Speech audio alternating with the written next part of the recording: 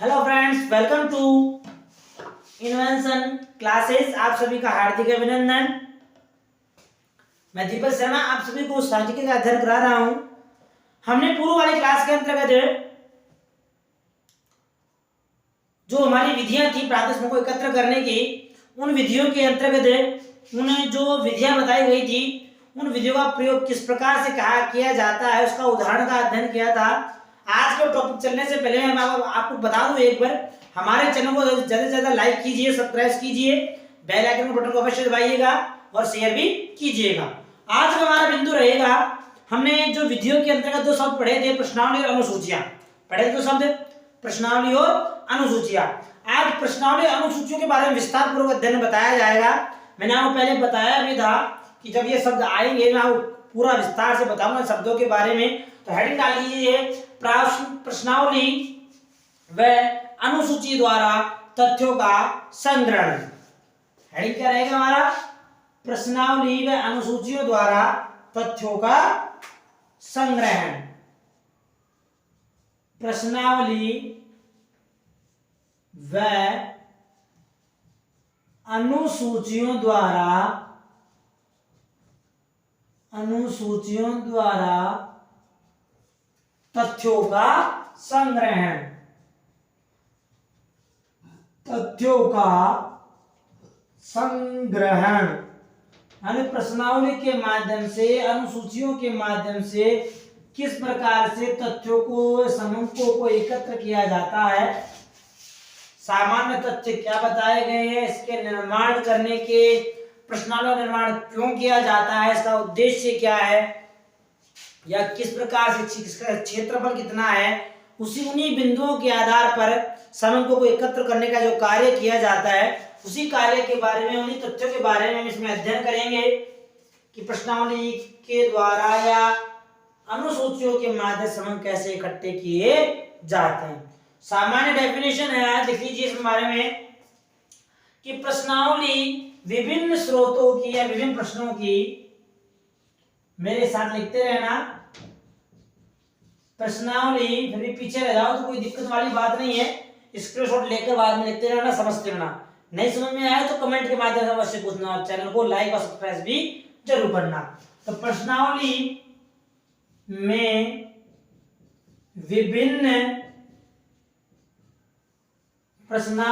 विभिन्न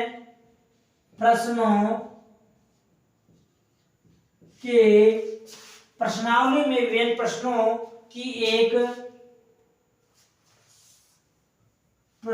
की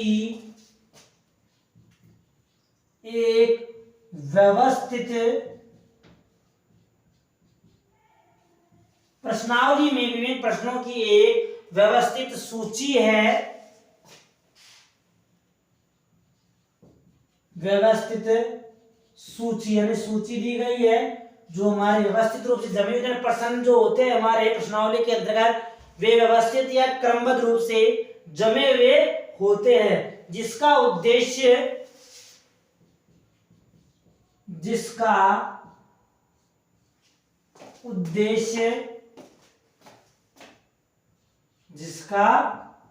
यानी क्या उद्देश्य होता है प्रश्नावली में बने हुए प्रश्नों का, तो जिसका उद्देश्य किसी विषय से संबंधित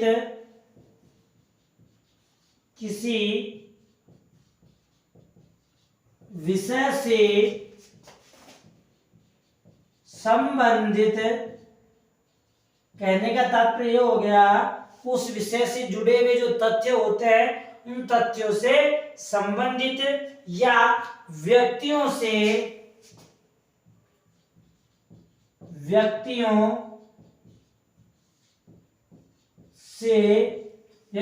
के माध्यम से डाक द्वारा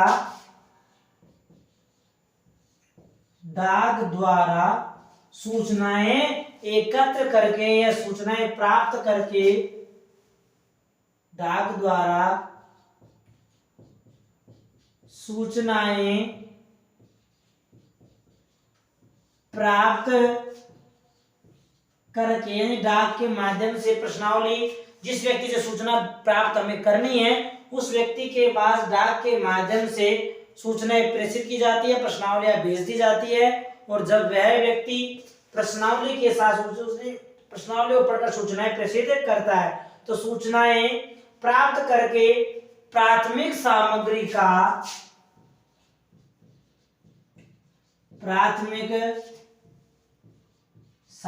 मतलब मटेरियल, प्राथमिक सामग्री का, जो सामग्री हमारे लिए प्राथमिक सामग्री से क्या मतलब क्या हो गया कि ऐसी सामग्री जिनका हमारे लिए हमारे अनुसंधान के लिए बहुत अधिक महत्व है, तो प्राथमिक सामग्री का संकलन करना होता है।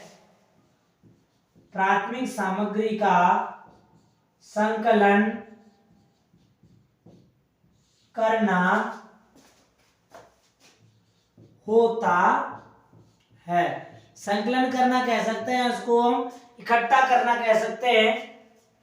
यानी प्रश्नावली हमें कहने का तात्पर्य ये हो गया, प्रश्नावली जो अपनाई जाती है, जिस व्यक्ति से हमें सूचना प्राप्त करनी है उस व्यक्ति को डाक द्वारा या संबंधित की विषय संबंधित व्यक्तियों के माध्यम से या डाक द्वारा उस व्यक्ति के पास प्रश्नावली को भेजी जाती है और वह व्यक्ति प्रश्नावली में जो सूचनाएं दी होती है प्राथमिक प्राप्त करनी होती है, तो प्रश्नावली में उन्हीं प्रश्नों का निर्माण करता है या उन्हीं प्रश्नों को वह लिखता है जिसके माध्यम से प्राथमिक सामग्री को हम एकत्र कर सकते हैं। आगे के लिए प्रश्नावली एक ऐसी प्रविधि है, प्रश्नावली एक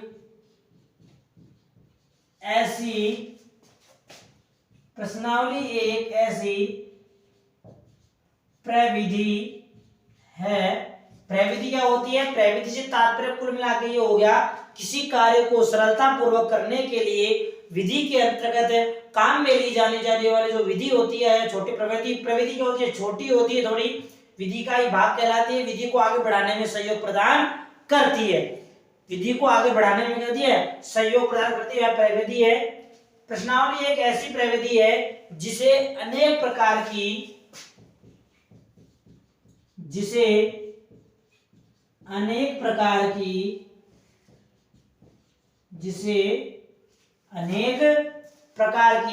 समस्याओं का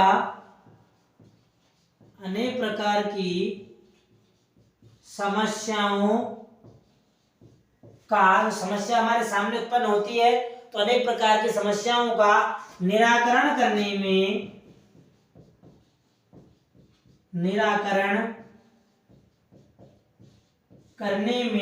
से तात्पर्य क्या हो गया? उन समस्याओं का समाधान करने में प्रयोग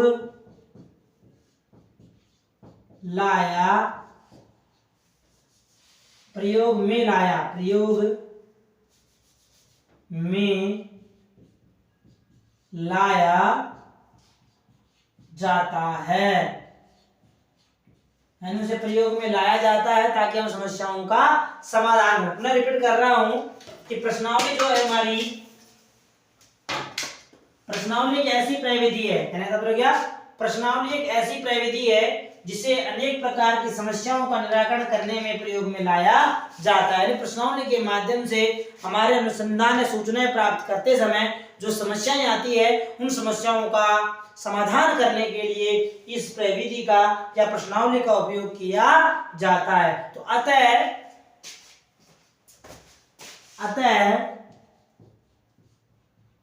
प्रश्नावली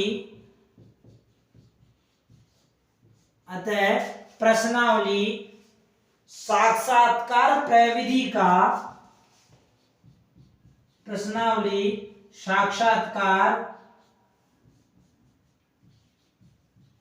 प्रविधि का जो मैंने अभी आपको बताया, विधि को आगे बढ़ाने के लिए सहायता प्रदान करने के लिए जो विधि अपनाई जाती है वे प्रविधि कहलाती है। प्रविधि का क्या है? अविलंब है, इसका विकल्प कह सकते हैं, प्रविधि का विकल्प कह सकते हैं, विकल्प है, यानी उसका उपाय बताया गया है। उदाहरण के तौर पे ऐसे कह सकते हैं कि अनुसंधानकर्ता जो होता है, कौन होता है बच्चों? जो अनुसंधानकर्ता होता है, अनुसंधानकर्ता किसी मानना किसी पर्सनल व्यक्ति या हम ऐसे कह सकते हैं किसी राज्य के किसी क्षेत्र के या किसी गांव के सरपंच के बारे में उसे जानना है। इसके बारे में अनुसंधानकर्ता को सरपंच की संपत्ति कितने हैं यहाँ कह सकते हैं ज्ञात करना है। हमें उसी किसी सरपंच की संपत्ति कह सकते हैं, उसकी आय कितनी है, उसके व्यय कितने हैं आदि इन तथ्यों के बारे में जानकारी प्राप्त करना है। सरपंच थोड़ा छोटा हो जाता है, बड़ा कर लेते हैं इसको, ठीक है। चलो किसी मुख्यमंत्री कह सकते हैं कि मुख्य सरपंच से तो क्या है, सरपंच से तो कोई भी व्यक्ति जाके मिल सकता है, ठीक है। मुख्यमंत्री से कोई मिल नहीं सकता जाके, बस मेरी सुरक्षा में रहता है। अब अनुसंधानकर्ता को मान लो कोई बुक राइटर है, किताब छापने वाला व्यक्ति है, वह अनुसंधानकर्ता को मुख्यमंत्री के बारे में तथ्य लिखना है, किसी वेतन कितना होता है किसी मुख्यमंत्री का, उसके बारे में जानकारी प्राप्त करनी है। जो पर्सनल मुख्यमंत्री बना हुआ है वर्तमान के अंतर्गत, जैसे अशोक गहलोत बना हुआ है, तो अशोक गहलोत के बारे में जानना है, उसकी संपत्ति कितनी है, आय व्यय उसके कितने हैं या दायित्व कितने हैं, कौन कौन से कार्य करता है, कौन कौन से कार्यों का संपादन करता है आदि कार्यों के बारे में उसे जानना है। क्या करेगा वह एक प्रश्नावली के माध्यम, किसके माध्यम से, प्रश्नावली के माध्यम से, वह व्यक्ति प्रश्नावली के माध्यम से जो जो प्रश्नों से जानने हैं, मुख्यमंत्री का पूरा नाम क्या है, उसके पिताजी का नाम क्या है, इनकी संपत्ति कितने है, मुख्यमंत्री कौन कौन से कार्य किए जाते हैं, जो अशोक गहलोत हमारा मुख्यमंत्री उसकी आय कितनी है, एक्सपेंसेस कितने होते हैं बाहर से, इन सब के बारे में एक प्रश्नावली तैयार है। क्या तैयार हो, एक प्रश्नावली तैयार करेगा। प्रश्नावली के अंदर किसका निर्माण करेगा, प्रश्नावली में प्रश्नों का निर्माण करेगा।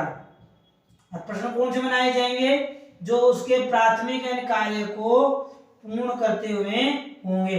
और प्रश्नावली इस व्यक्ति के पास जाएगी, ये प्रेषित हो गई हमारी, क्या हो गई हमारी, प्रेषित कर दी अनुसंधान करना है। अब यह मुख्यमंत्री के पास आएगी और पुनः मुख्यमंत्री इसको भरकर रहेगा, मुख्यमंत्री प्रश्नावली भरकर कहाँ भेज देगा, वापिस अनुसंधानकर्ता के पास रिटर्न कर देगा।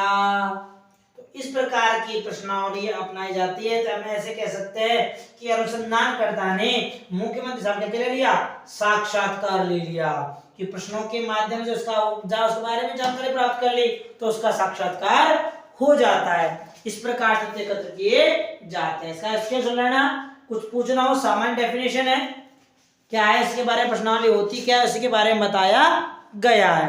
समझ में आ गया सभी विद्यार्थियों को, ले लिया स्क्रीन सबने। चलिए आगे चलते हैं। प्रश्नावली के अंतर्गत जो कार्यों का संपादन किया जाता है, बहुत बड़े विद्वान रहे हैं हमारे, उन्होंने उन कार्यों के बारे में बताया है, अभी पढ़ेंगे उसके बारे में उन्होंने क्या कहा है, लिख लिया इसको सब विद्यार्थी ने। चलिए आगे चलते हैं हम प्रश्नावली के अंतर्गत ही इन्होंने क्या बताया क्या नहीं समझाया है। इसके अंतर्गत लिख लिया था सभी ने, फिर भी कुछ समझ में नहीं आया तो आप पूछ सकते हो किसके माध्यम से, कमेंट के माध्यम से। वैसे उदाहरण द्वारा समझ में आ गया होगा मेरे हिसाब से पूर्ण रूप से।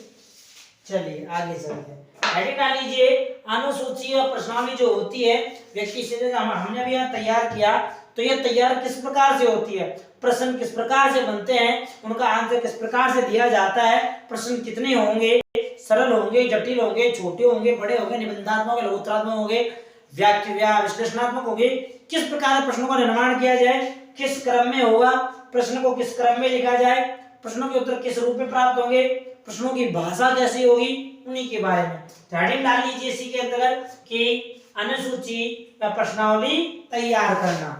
अनुसूची और प्रश्नावली जो होती है तैयार कैसे किया जाता है, तो प्रश्नावली व अनुसूची, प्रश्नावली व अनुसूची तैयार करना। प्रश्नावली व अनुसूची को तैयार किस प्रकार से किया जाता है, तो इसमें कुछ बिंदु बताया गया है, इसमें लिख लेना। सांख्यिकी अनुसंधान की, सांख्यिकी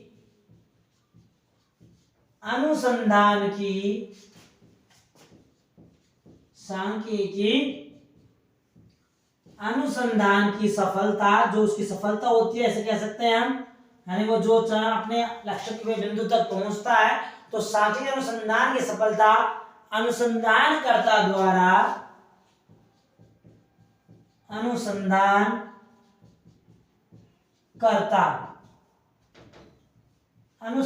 करता द्वारा तैयार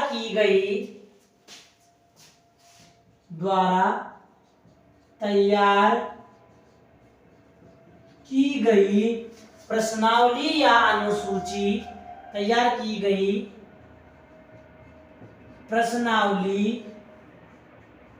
व अनुसूची जो तैयार की जाती है हमारी प्रश्नावली या अनुसूची पर निर्भर करती है। प्रश्नावली या अनुसूची पर निर्भर करती है। ये हो गया हमारा कि सांख्यिकी अनुसंधान की जो सफलता होती है वह सफलता किस पर निर्भर करेगी? आपकी प्रश्नावली या अनुसूची पर। कुल मिला के कहने का तात्पर्य ये हो गया कि आपने प्रश्नावली किस प्रकार से, कई बार किसी व्यक्ति के द्वारा प्रश्नावली का निर्माण तो कर दिया जाता है लेकिन वो प्रश्नावली जो बनाई थी है वह घिचपिच होती है, भाषा स्पष्ट नहीं होती है, गलत लिखी होती है, प्रश्न कहाँ पूछना होता है कहाँ पूछ लिया जाता है, तो इत्यादि बड़े गलत तथ्य होते हैं। तो उसमें क्या है, व्यक्ति जब उत्तर देता है तो वह सही प्रकार से उत्तर नहीं देता, बोरियत महसूस करता है।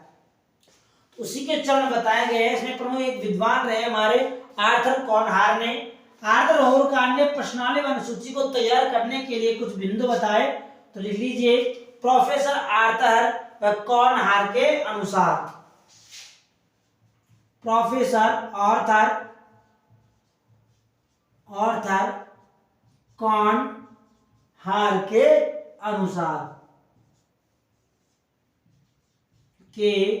अनुसार इन्होंने क्या कहा कि प्रश्नावली व अनुसूची को तैयार करने के संबंधित इन्होंने अपने कुछ तथ्य बताए, कुछ बिंदु बताए। उन बिंदु के आधार पर प्रश्नावली और अनुसूची को तैयार करना चाहिए। इन्होंने कहा, देखो इन्होंने प्रश्नावली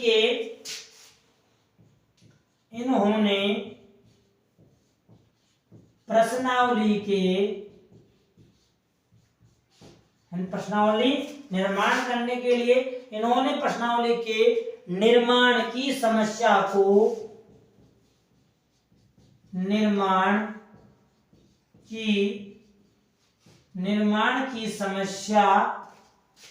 को जो समस्या हमारे सामने आती है, निर्माण की समस्या को प्रमुख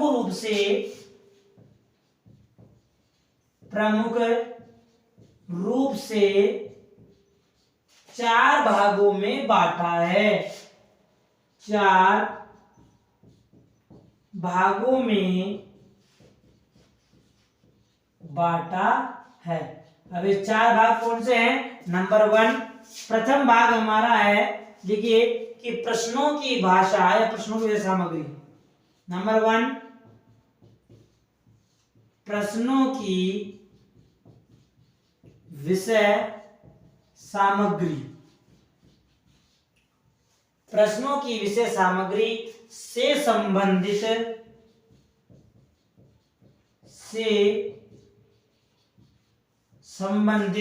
निर्णय की समस्या। प्रथम बिंदु क्या हो गया? निर्णय की समस्या, यानी पहली समस्या प्रश्नावली निर्माण करते समय सबसे प्रथम जो समस्या आती है क्या है बच्चों? प्रश्नों की विषय सामग्री, यानी जो प्रश्न बनाए गए हैं वो किस विषय से संबंधित बनाए जाए। यानी अनुसंधानकर्ता जिस विषय के बारे में जानना चाहता है हमें उसी विषय से संबंधित प्रश्नों का निर्माण करना चाहिए, अन्य विषय से संबंधित प्रश्नों का निर्माण नहीं करना चाहिए। भाग नंबर दूसरा भाग बताया कि प्रश्नों की भाषा, प्रश्नों की भाषा से संबंधित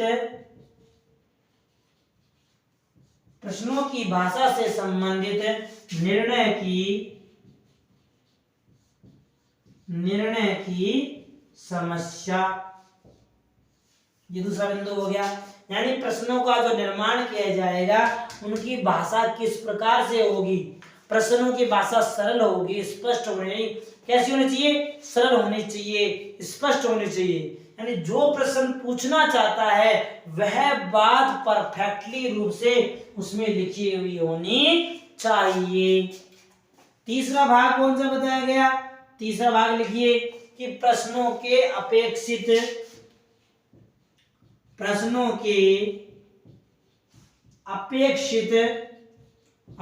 तारे जो आप अपेक्षा कर रहे हो सामने वाले की, जो वह व्यक्ति मेरे प्रश्न का यही उत्तर दे। चलिए परफेक्टली आंसर। तो प्रश्नों के अपेक्षित उत्तरों के स्वरूप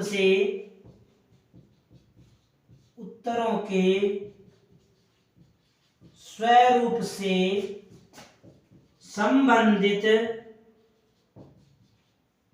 संबंधित निर्णय की समस्या।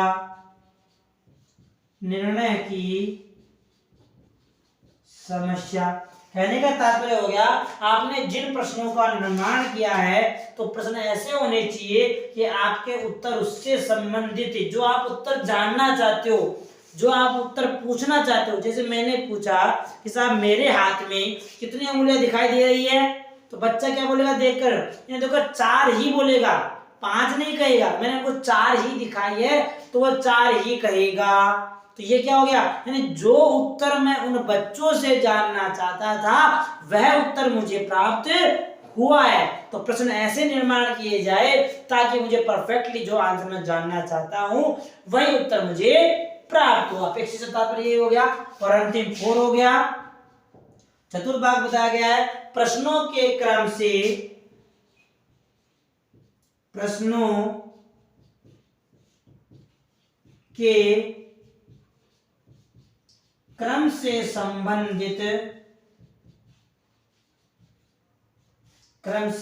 संबंधित निर्णय की समस्या। ये लो साहब, ये चौथा कारण है। ये 4 कारण बताए गए हैं कि आर्थर और कॉनर ने प्रश्नों के प्रश्नावली का जब निर्माण किया जाता है तो प्रश्नावली के निर्माण से संबंधित उसे 4 कारक बता दिए, 4 भाग बता दिए। प्रथम भाग में विषय सामग्री, दूसरी भाग में भाषा, तीसरे भाग में अपेक्षित उत्तर और चौथे भाग में प्रश्नों का क्रम। यानी प्रश्नों का क्रम व्यवस्थित होना चाहिए। ऐसे नहीं जैसे आप महात्मा गांधी के बारे में किसी व्यक्ति जानना चाहते हो प्रश्नावली के माध्यम से, तो ऐसे नहीं पहला प्रश्न था महात्मा गांधी की मृत्यु कब हुई थी, महात्मा गांधी की शादी कब हुई थी, ये अब महात्मा गांधी का जन्म कब हुआ था।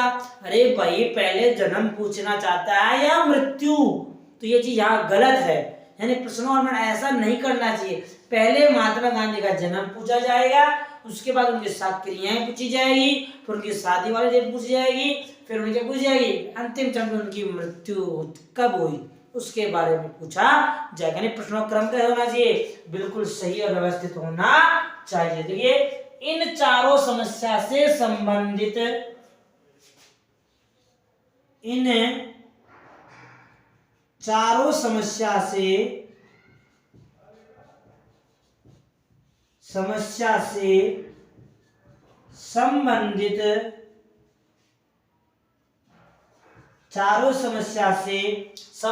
निर्णय जो डिसीजन लिए जाते हैं, चारों समस्या से संबंधित निर्णय प्रश्नावली के आकार,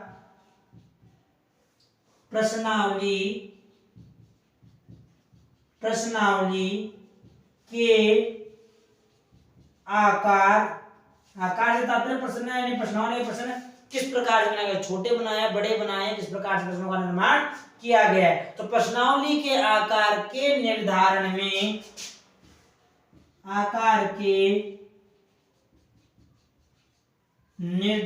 में सहायक होते हैं।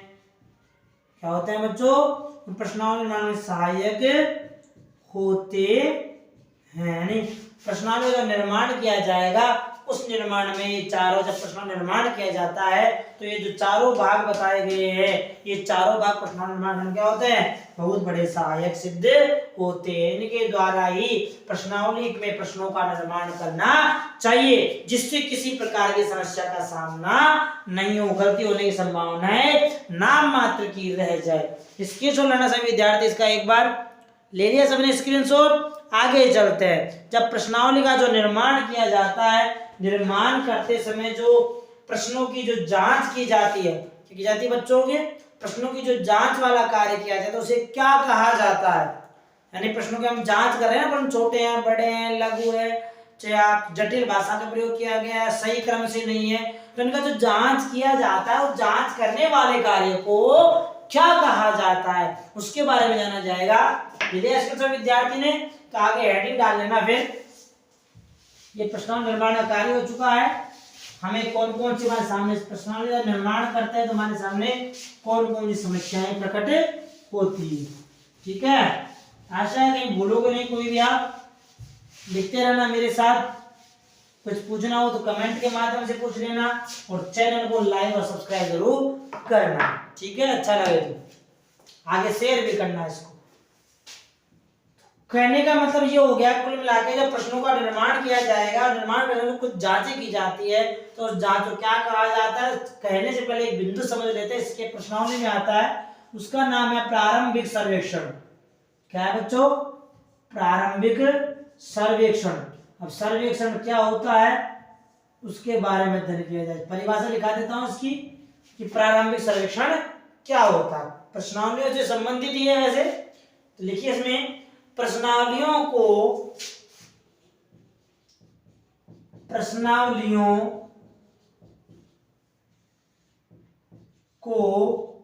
अनुसंधानकर्ता में या अनुसंधान कार्य में, प्रश्नावलियों को अनुसंधान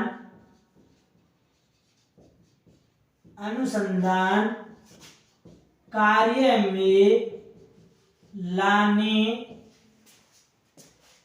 में लाने से पूर्व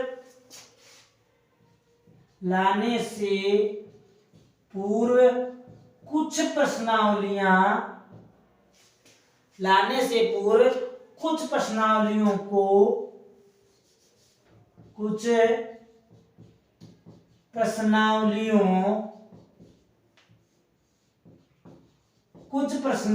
को जो प्रश्नावली का निर्माण किया जाता है, तो कुछ प्रश्नावलियों को नमूने के तौर पर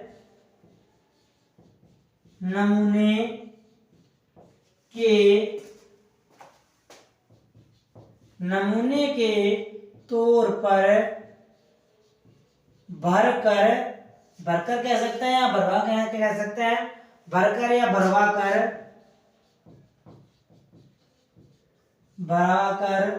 देख लेना चाहिए,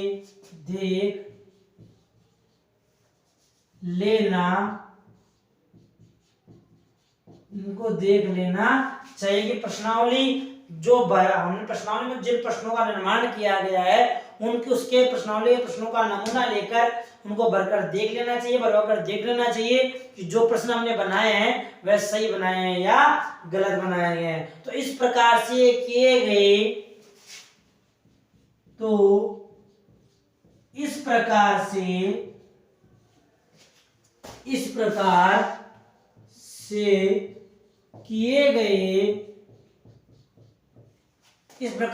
किए गए पूर्व निरीक्षण को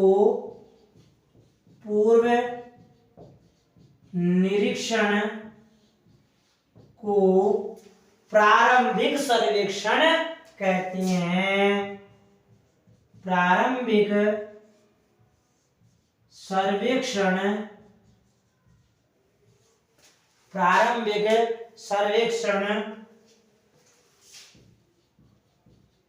कहते हैं। यानी इस प्रकार से जो कार्य किया जाता है, प्रश्नावलियों को पहले भरकर जो देखा जाता है, इस प्रश्नावलियों को पहले भरकर नमूने के आधार पर देख लिया जाता है, तो इस कार्य को पूर्व में इस प्रकार से जांच करने वाले कार्य को ही प्रारंभिक सर्वेक्षण कहा जाता है। समझ में आ गया सभी को? आगे लिखिए इसी के अंतर्गत कि बड़े अनुसंधान के लिए, बड़े अनुसंधानों के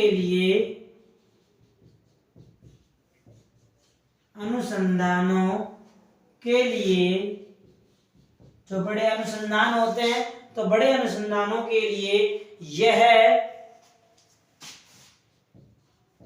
अनुसंधान कौन सा? प्रारंभिक सर्वेक्षण वाला। यह अनुसंधान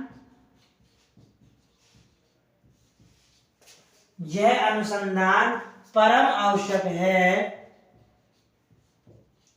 परम आवश्यक है। अब परम आवश्यक क्यों बताया गया कि बड़े अनुसंधान के अंतर्गत यदि आपने नमूनों का या प्रश्नावली का पूर्व में जांच नहीं किया है तो आपकी गलती होने की या हानि होने की संभावना अधिक हो जाती है। यदि पहले ही प्रारंभिक सर्वेक्षण कर लिया गया तो आपको हानि की संभावना क्या होती है, थोड़ी कम हो जाती है, नहीं के बराबर रहती है। तो इस सर्वेक्षण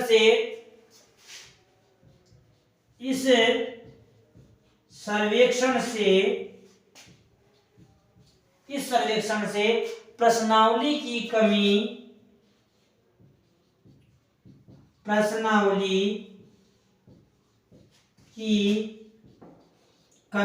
हमारे प्रश्नावली में जो कमी रह गई है, तो प्रश्नावली की कमी का और आने वाली कठिनाइयों का और अनुसंधान में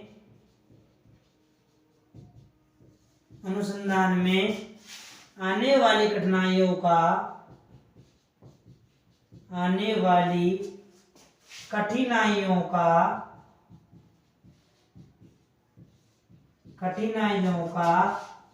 पूर्व आभास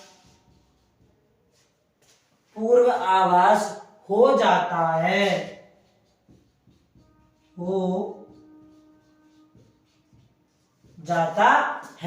वह इन अनुमानों के आधार पर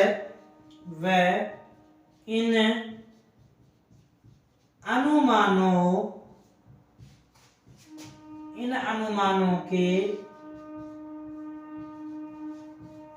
अनुमानों के आधार पर प्रगणक या अनुसंधान करता